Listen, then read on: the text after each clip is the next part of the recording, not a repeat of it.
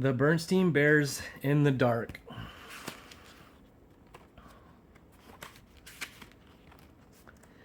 Being afraid of the dark doesn't just happen to you. It happens sometimes to little bears too.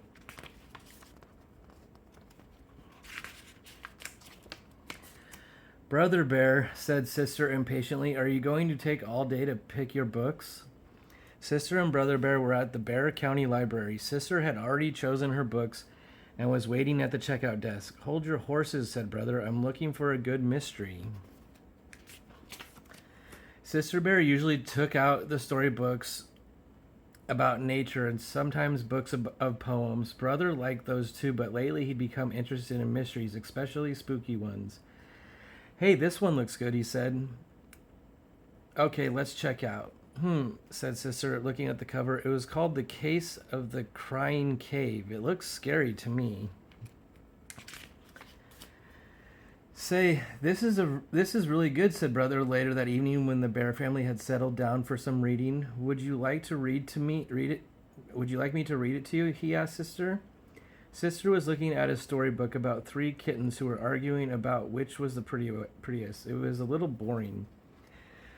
Or are you scared? Teased Brother. Of course not, said Sister. She left her book on the floor and she climbed onto the bench to sit beside him. The mystery began quietly. It told about some Bear Scouts who were on an overnight camp out.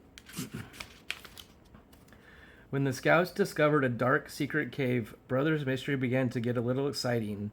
And when the cave began to cry and wail, it was anything but quiet. Woo, cried the deep, dark, mysterious cave, read Brother with a lot of expression. Woo. Stop, said Sister, putting her fingers in her ears. That's enough. And she's went back to her storybook. Scaredy bear, teased Brother. And that's quite enough of that, added Papa Bear, looking up from his paper.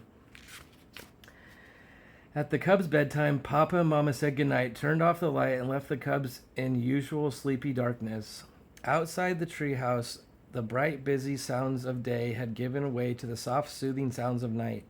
The quiet conversation of frogs, toads, the soft cry of the owl, the sigh of the night wind. And if you listened very hard, you could almost hear the softest sound of it all, the sound of lightning bugs switching their lights on and off, on and off.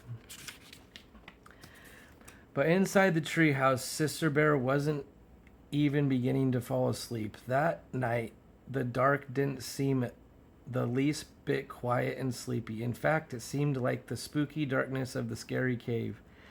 And the friendly old chests of the drawers and the funny clothes tree that Papa had made didn't seem so friendly and funny. They seemed more like cave creatures. And so when Brother decided to tease her a little bit more by making a wailing noise and really spooky wailing noise, it gave her quite a scare. Mama, Papa, she cried, hurry, come quick. And come quickly they did. Papa rushed into the dark room and tripped over the clothes tree. Mama rushed in after Papa and tripped over him. In the commotion, Sister fell out of bed and landed on both of them.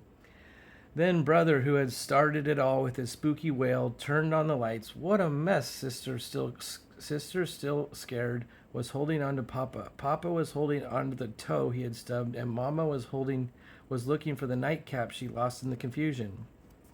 All 3 of them were pretty annoyed with Brother Bear. It turned out to be a very long night in the Bears' treehouse. Papa and Mama tried to explain that there was nothing to be afraid of in the dark, except maybe running into clothes tree and stubbing your toe, but it didn't do any good. Sister absolutely refused to go to sleep with the light off, and Brother positively insisted that he couldn't fall asleep with the light on.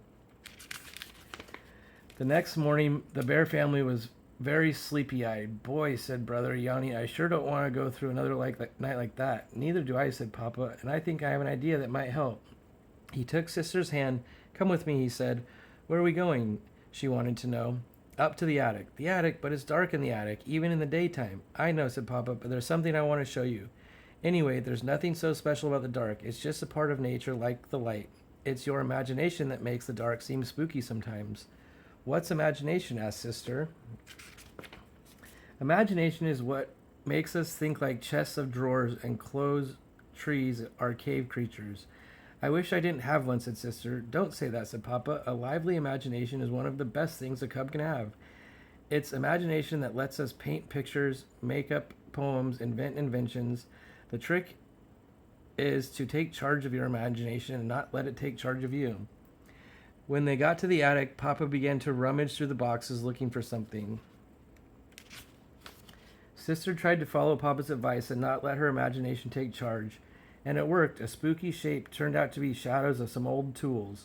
What looked like a giant was really some piled up furniture.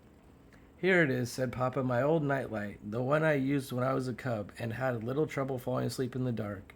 Sister couldn't quite believe that her big, powerful Papa was ever afraid of the dark. Oh, sure, said Papa. Most of us are at one time or another.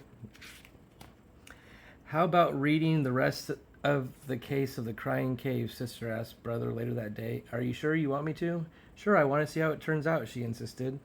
When it turns out that there was nothing very spooky about the terrible wailing noise, it was caused by wind blowing across an opening in the roof of the cave, like the noise you make when you blow across the tip of a bottle. Sister was a little disappointed. And that night, when she and Brother were all settled down, the cozy glow of Papa's old nightlight, she said, I was pretty disappointed by the way the case of the crying cave ended. Why? Asked Brother. Because, she said, I was hoping the wailing would be a really spooky, scary monster, and she leaned down from her bunk over Brother's and made a spooky, scary monster face at him. Cut it out, cried Brother. Then Sister went right to sleep, but Brother lay awake for quite some time, listening to the owls hoot and thinking that, well, maybe he had enough of mysteries for a while.